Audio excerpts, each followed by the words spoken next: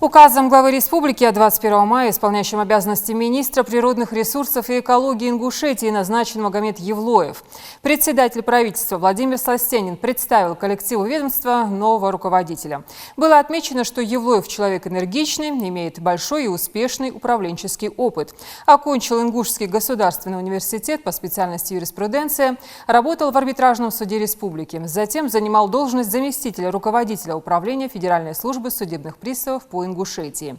Напомним, ранее пост исполняющего обязанности министра природных ресурсов и экологии занимал Мухарбек Пугоев. Магомед Мусаевич имеет серьезный опыт руководящей работы. Мы считаем, что он справится с поставленной задачей.